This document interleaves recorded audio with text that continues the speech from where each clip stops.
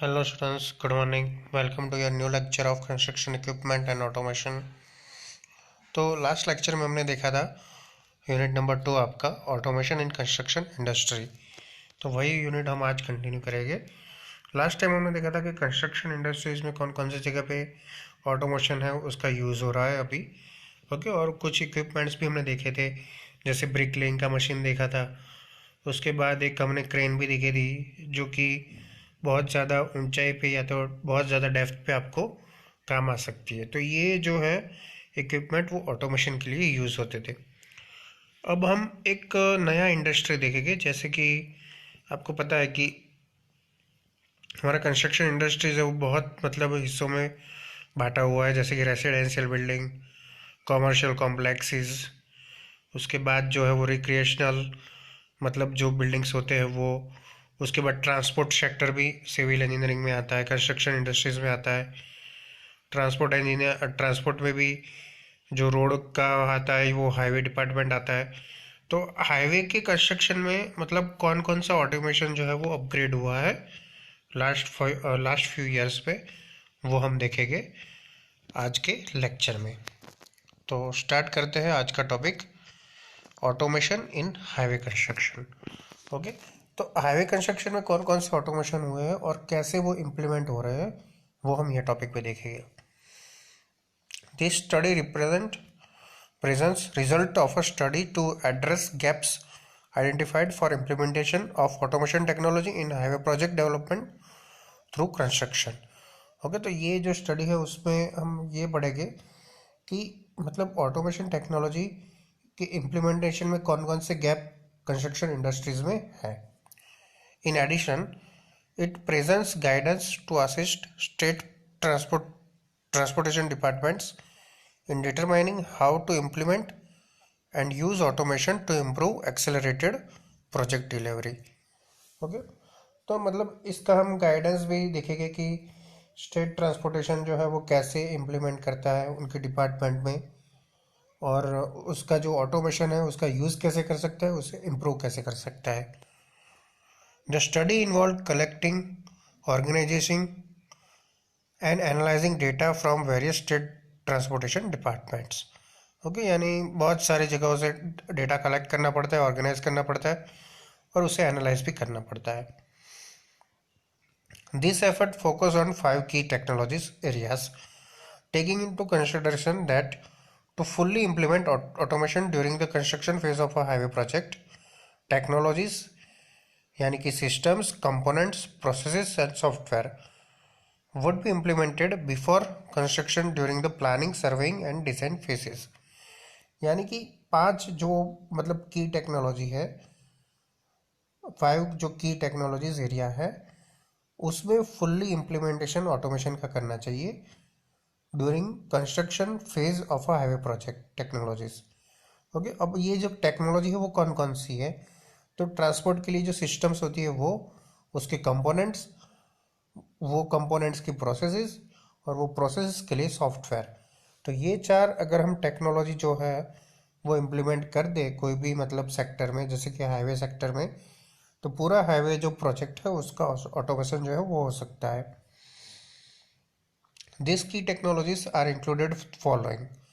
अब ये जो अब 5 की टेक्नोलॉजीज की बात कर रहे हैं, यानी कि कौन सी टेक्नोलॉजी है जिसका इम्प्लीमेंटेशन हाईवे में होना चाहिए उसके ऑटोमेशन के लिए, वो देखते हैं। सबसे फर्स्ट है आपका रिमोट सेंसिंग। ओके, जिसमें इंक्लूडेड है लाइट डिटेक्शन एंड रेंजिंग, जिसे हम LIDAR से के शॉर्ट फॉर्म से जानते हैं, एंड 3 डायमेंशनल यानी कि 3D लेजर स्कैनिंग एक्सेट्रा। तो रिमोट सेंसिंग जो है वो जनरली डेटा कलेक्ट करने के लिए या तो सर्वे करने के लिए यूज़ होता है। ओके, जिसमें LIDAR और 3D लेजर स्कैनिंग जो है वो अंदर इंक्लूडेड है। सेकेंड जो टेक्नोलॉजी है वो underground utilities locating technologies, underground utilities locating, यानी कि अंडरग्राउंड में आपके पास कौन कौन सी यूटिलिटीज है उसे डिटेक्ट करने के लिए टेक्नोलॉजीज। थर्ड जो है वो आपका 3D डिज़ाइन है।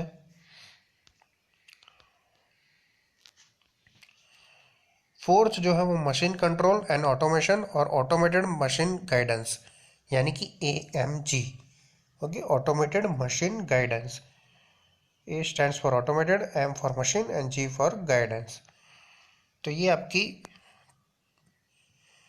उसके बाद है फील्ड टेक्नोलॉजी एंड इंस्पेक्शन। तो फील्ड टेक्नोलॉजी और इंस्पेक्शन में intelligent compaction, IC, non destructive testing यानी कि NDT फॉर क्वालिटी एश्योरेंस, और क्वालिटी कंट्रोल QC। उसके बाद है ground penetrating radar GPR, infrared thermal profilers, real time smoothness profilers and concrete temperature maturity meters, उसका inspection included है उसमें, telematics, smartphones and tablets. तो ये सारे जो इक्विपमेंट्स है जो मेन डॉट से मैंने दिखाया है, वो सारी टेक्नोलॉजीज क्या है, ऑटोमेशन के लिए, आपके हाईवे के लिए बहुत ज़रूरी है। ओके, तो ये जो सारे हैं वो आपके एरिया है जहाँ पे आपको ये जो टेक्नोलॉजी है वो इम्प्लीमेंट करनी है। ओके, ये सारे एरिया अगर यहाँ पे जो लिस्टेड इक्विपमेंट है उससे अगर होते हैं तो आपका पूरा जो हाईवे प्रोजेक्ट है वो ऑटोमेशन यानी कि ऑटोमेटेड टाइप का बन जाएगा। उसमें आपको मैन्युअली वर्क करने की बहुत कम ज़रूरत पड़ेगी। ओके, तो ऑटोमेशन के लिए ये सारे एरिया पे वर्क करना बहुत ज़रूरी।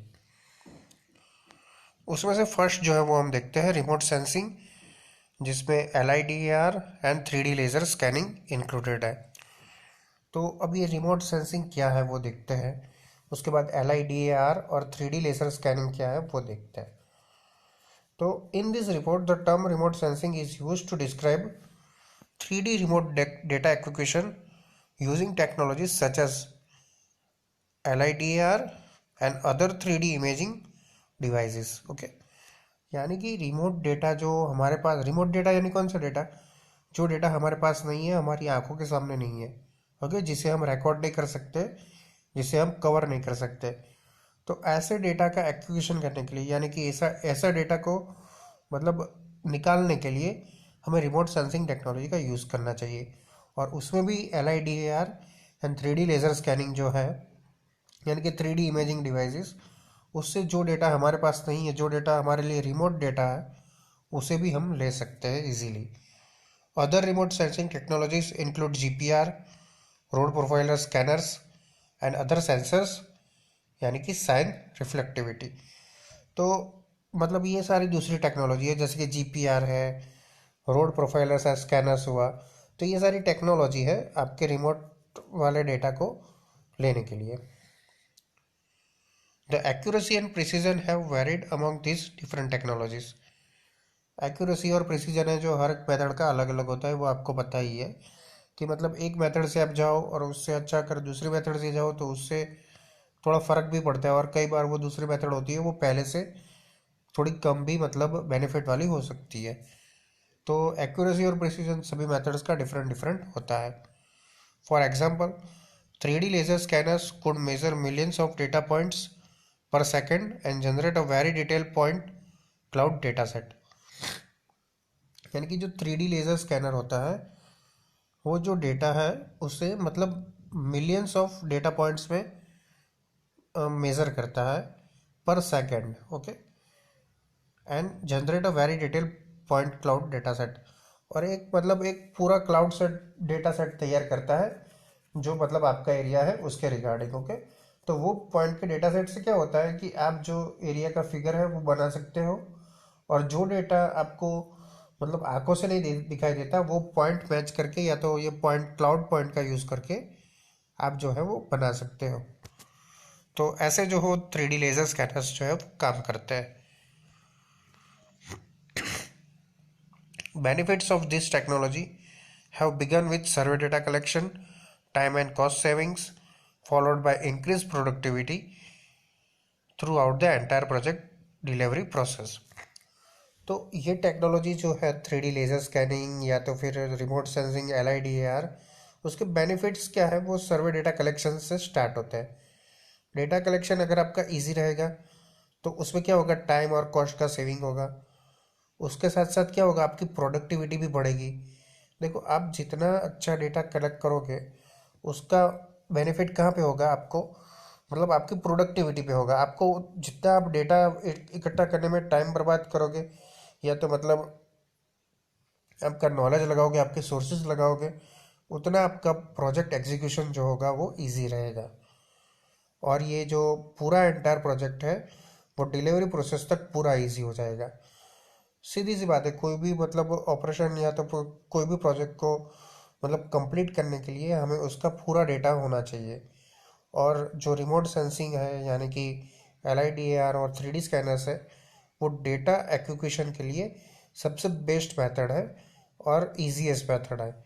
इसमें बहुत टाइडियस वर्क भी नहीं करना पड़ता और आपके पास आपको जो डेटा चाहिए वो मिल जाता है। There has been improved quality with increased level of detail, accuracy and scalability. Okay, तो इससे क्या होता है कि इंक्रीज लेवल ऑफ डिटेल मिलती है, एक्यूरेसी मिलती है आपको, और स्केलेबिलिटी मिलती है।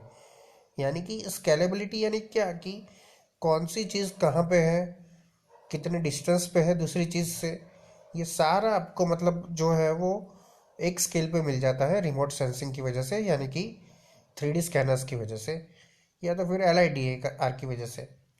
For example, when high definition surveys were provided to contractors during the pre-bid stages, the increased accuracy and detail reduced uncertainty and allowed those contractors to submit more competitive bids. देखो, जब high definition Sarves होते हैं तो वो लोग क्या करते हैं, प्री बिड, देखो कोई भी मतलब कॉन्ट्रैक्टर होगा, वो कोई भी टेंडर उठाएगा तो वो बिड कैसे लगा सकता है, उसके डेटा के मतलब सोर्सेज पे। जैसे कि सपोज आपको कोई मतलब पुल बनाने का काम दिया है, तो आपके पास वो जगह का डेटा होगा कि वहाँ कौन कौन से पॉइंट है, कौन कौन से ऑब्स्ट्रक्शन है, आपको किन किन चीज़ों से डील करना है, ये सारी बातें आपको पता होगी। तो आप अपना प्रोजेक्ट एग्जीक्यूशन जो है वो अच्छे से कर सकोगे। उसके साथ साथ जो आपको बिड देनी है टेंडर के लिए, यानी कि आपको कितने अमाउंट में वो ख़त्म कर सकते हो, ऐसा मतलब आपको एक ऑफर देना होता है टेंडर को, तो वो आप किसकी मदद से कर सकते हो, ये सर्वे की मतलब यूजेस से कर सकते हो। ओके, सर्वे की मदद से क्या होता है कि आपको पता चल जाता है कि आपका एस्टिमेटेड कॉस्ट जो है वो कितना होगा। तो टेंडर फिलअप करते टाइम भी कॉन्ट्रैक्टर को ये हाई डेफिनेशन सर्वेस जो है वो बहुत ही मतलब काम आते हैं, और बहुत ही एक्यूरेसी से आप बिड जो है वो बना सकते हो। क्योंकि टेंडर में आपको पता है कि जो जिसका मतलब कम टेंडर होता है वो उसको काम जाता है, तो उसके लिए आपको ये जो हाई डेफिनेशन सर्वेज है वो डेटा एक्यूरेसी के लिए बहुत ही काम आते हैं। More accurate earthwork volume calculation were also possible. Earthwork का जो मतलब एक्यूरेट कैलकुलेशन है वॉल्यूम का, वो भी मतलब ये ऐसे रिमोट सेंसिंग से पॉसिबल है। ओके, तो ये सारे उसके बेनिफिट्स है कि ये टेक्नोलॉजी से मतलब क्या क्या आपको बेनिफिट हो सकते हैं। Another benefit of using remote sensing has been improve safety because the non-contact technologies minimize or eliminated the time field crews were exposed to traffic and other dangerous conditions। यानी remote sensing से क्या होता है कि safety improve होती है। अब safety कैसे इंप्रूव होगी, देखो जैसे कि अगर आप रिमोट सेंसिंग डिवाइस का यूज़ कर रहे हो तो आपको उसके लिए कोई मतलब बंदे की ज़रूरत नहीं पड़ती, आपको खाली डिवाइस लगा दो तो आपका सर्वे जो है वो कैरिड आउट हो जाता है। तो मतलब जो मतलब क्रू होता है आपका, जिसमें मैन होते हैं, ह्यूमंस होते हैं, तो ह्यूमंस को क्या होता है कि ट्रैफिक में जाना पड़ता है कई बार, और कई बार हैजार्डस जो कंडीशन है उसमें भी जाना पड़ता है सर्वे करने के लिए। तो उससे क्या होता है, उसकी मतलब जान को खतरा होता है। लेकिन रिमोट सेंसिंग में ऐसा कुछ नहीं होता। अगर कुछ होगा भी तो रिमोट सेंसिंग डिवाइस को होगा, मतलब जो ह्यूमन लाइफ है वो आप स्पॉइल नहीं कर रहे हो उसके लिए। ओके, तो रिमोट सेंसिंग से क्या होता है कि सेफ्टी भी इम्प्रूव होती है। Also non contact technologies minimise और eliminated impacts on environmentally sensitive areas. जहाँ पे एनवायरमेंटल सेंसिटिव एरियाज है वहाँ पे ये बहुत ही ज़्यादा मतलब यूज़फुल है। क्योंकि जैसे मैंने कहा कि अगर आप एनवायरनमेंट को नुकसान नहीं पहुँचाना चाहते हो ह्यूमन एक्टिविटीज़ से, तो उसके लिए भी ये रिमोट सेंसिंग जो है वो बहुत ही फ़ायदेमंद होता है।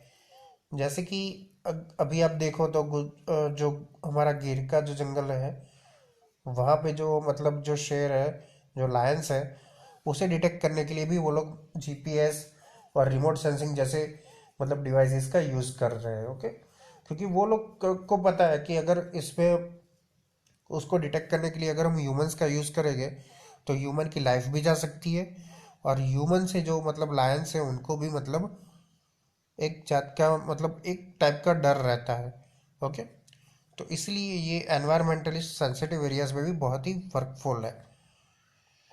Finally the use of remote sensing technologies during survey phases has provided a building block for information modeling in design and as built construction documentation.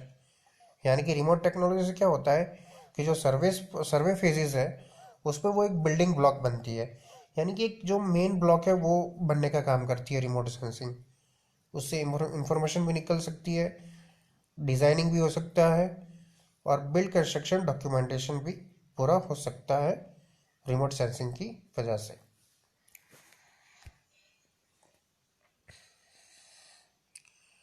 Based on a 2012 survey, Cowley stated that more than half of the state transportation department were using some type of LIDAR technology। यानी कि ये उनका एक मतलब एक सर्वे crew का member होगा, उन्होंने 2012 के सर्वे से मतलब ऐसा एक स्टेटमेंट निकाला कि बहुत सारे जो स्टेट ट्रांसपोर्टेशन डिपार्टमेंट है वो LIDAR का यूज़ करते हैं। LIDAR technology has included 3 different form. जो मतलब LIDR टेक्नोलॉजी है, लाइट डिटेक्टिंग एंड रेंजिंग, उसमें 3 टाइप के मतलब फॉर्म्स होते हैं उसके। एक होता है एयरबॉर्न, दूसरा होता है टेरेस्ट्रियल मोबाइल, एंड थर्ड जो होता है वो टेरेस्ट्रियल स्टैटिक होता है। ओके, तो अब हम लीडर का पढ़ रहे हैं, यानी कि लाइडर का पढ़ रहे हैं कि लाइडर में क्या होता है। Airborne lidar has use aeroplanes और drones equip with laser scanners.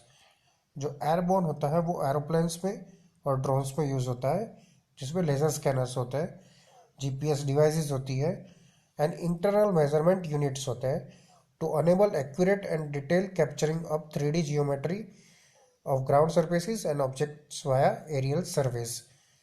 तो मतलब एयरबोर्न जो सिस्टम होती है LIDAR की, उसमें क्या होता है कि लेज़र स्कैनर्स होता है, जीपीएस डिवाइस होती है, okay, and internal measurement units होता है, यानी कि IMUs।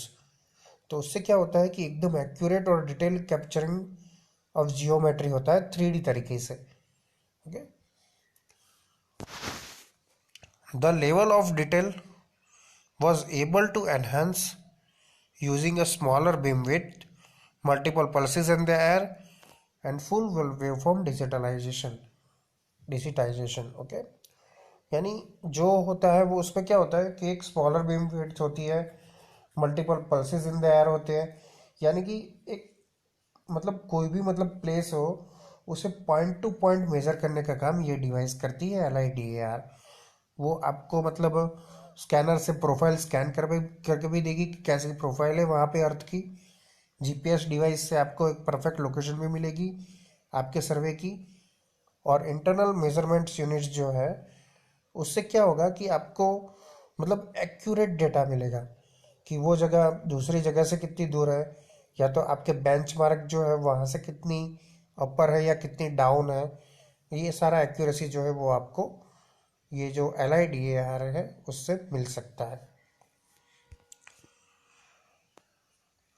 उसके बाद टेरेस्ट्रियल मोबाइल लैडर सिस्टम यानी कि MLS, also referred to as mobile laser scanning systems, continue to be widely investigated and implemented at state transportation department। जो टेरेस्ट्रियल मोबाइल LIDAR जो सिस्टम्स है वो सबसे ज़्यादा स्टेट डिपार्टमेंट्स में यूज़ होती है।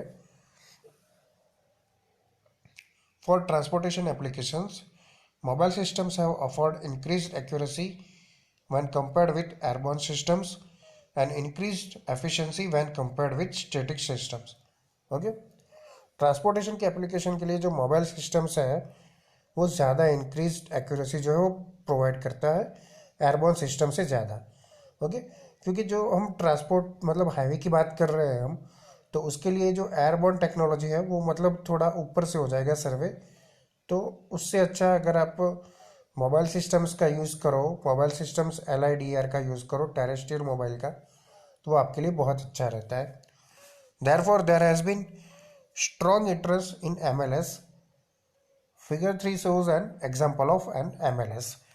ओके, तो इसीलिए जो हाईवे कंस्ट्रक्शन में जो MLS जो है उसका सबसे ज़्यादा यूज़ होता है, यानी कि टेरेस्ट्रियल मोबाइल लाइडर सिस्टम। उसकी मैं आपको फिगर दिखा देता हूँ। उसमें क्या होता है कि कोई भी कार के ऊपर आप ऐसे GPS जो ट्रैकर है, मतलब जो सेंसर्स है, LIDAR का जो सेंसर्स है वो लगा सकते हो। देखो मेरा जहाँ पे कर्सर है आप वहाँ पे देख सकते हो कि ये जो पूरा ऊपर डिवाइस लगाया हुआ है कार के ऊपर, वो आपका LIDAR है। ओके, तो ये एग्जाम्पल है, एग्जाम्पल ऑफ टेरेस्ट्रियल MLS, यानी कि terrestrial mobile ladder system, MLS। M stands for mobile, L for ladder, and S for systems. Typical components included in a vehicle: multiple 3D और ladder scanners, positioning hardware यानी कि GPS, GNSS receiver, IMU distance measurement indicator, cameras for photos and videos, और data acquisition system, and an in-vehicle computer monitor। तो ये सारे जो मतलब parts है वो ये कार में अवेलेबल होंगे।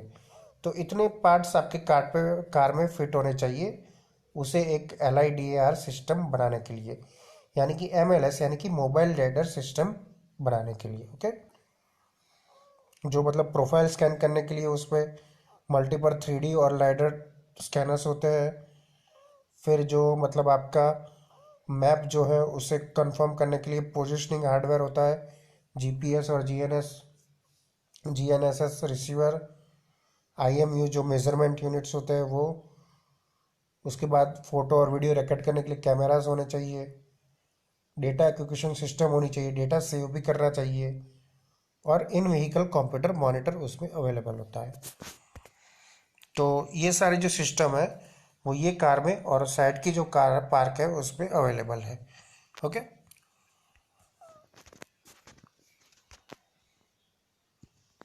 some transportation applications have required a static scanning system for high definition surveys। Okay, कोई मतलब स्टैटिक जो स्कैनिंग सिस्टम है उसके लिए हाई डेफिनेशन सर्वेस लगते हैं। Figure 4 and 5 show N example of terrestrial static ladder system. तो ये अब थर्ड सिस्टम की हम बात कर रहे हैं, स्टैटिक लेडर सिस्टम। ओके, तो स्टैटिक लेडर सिस्टम क्या है उसका पहले फिगर देख लेते हैं। जैसे कि ये एक जो फिगर नंबर 4 है आपकी, उसमें ऐसा टेरेस्ट्रियल स्टैटिक लेडर सिस्टम है, और फिगर नंबर 5 में आपको एक डायग्राम दिखाया है कि कैसे ये जो सिस्टम है वो पूरा वर्क करता है। ओके, तो थियरी देखते हैं उसके बाद आपको पता चलेगा। तो इसमें क्या होता है स्टैटिक लाइडर में, the scanner was mounted on a tripod and data could be acquired from the side of the road. तो उसमें क्या होता है कि ट्रिपॉड के ऊपर एक स्कैनर लगा हुआ होता है, उसे हम रोड के साइड में मतलब लगाते हैं वो स्टैंड को, और उससे जो है वो प्रोफाइल मेजर करते हैं। Multiple positions were usually required to fill in occultations. Georeferencing of the scan data was accomplished using reflective targets set up over control points or through a GPS or GNS device mounted on the top of the scanner। तो इसमें क्या होता है कि multiple positions जो है वो मतलब वो मेज़र करता है, फिर डेटा जो है वो स्कैन भी होता है स्कैनर से, और उसे जो है वो GPS और GNS डिवाइसेस पे मतलब हम डालते हैं, और उसका जो पूरा प्रोफाइल पिक्चर है वो वहाँ से निकलता है। तो ऐसे टाइप का जो मतलब प्रोसेस होता है वो स्टैटिक लेडर सिस्टम में होता है, यानी कि लाइडर का ये थर्ड टाइप है। A camera was also mounted और integrated into the system to obtain calibrated images with red, green and blue colors corresponding to each scan position।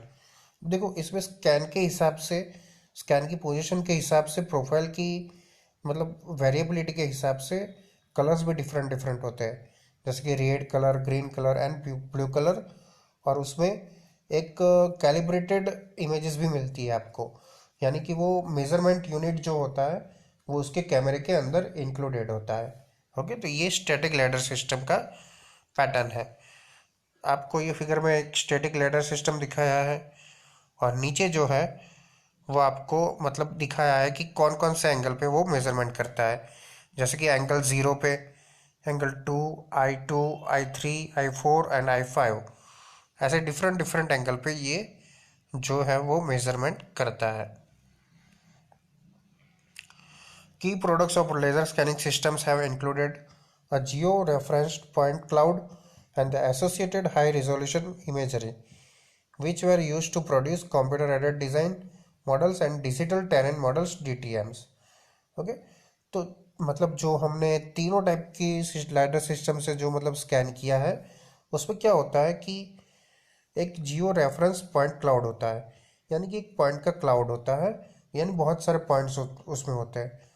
वो पॉइंट्स को हम ऑटोकैड में ले जाके, यानी कि कंप्यूटर एडेड डिज़ाइन में ट्रांसफ़र करके हमारा जो मतलब पूरा मतलब प्रोफाइल है उसका एक क्लियर पिक्चर जो है वो बना सकते हैं, जिसे हम डिजिटल टेरेन मॉडल DTMs बुलाते हैं।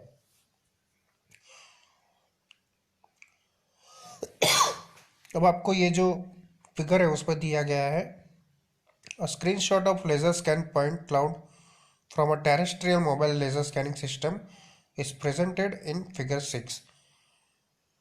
यानी कि आपको ये एक डेटा पिक्चर दिया है, जो डेटा पिक्चर को मतलब रिफाइन किया है कैड वालों ने, उसके बाद आपको ये प्रोफाइल मिलती है। ओके, तो आप यहाँ से सीधा देख सकते हो कि ये जो दो रोड्स है, यहाँ पे बिल्डिंग है, यहाँ पे कुछ ग्रीनरी है, तो ये सारा जो मतलब है वो आप लैडर से बना सकते हो।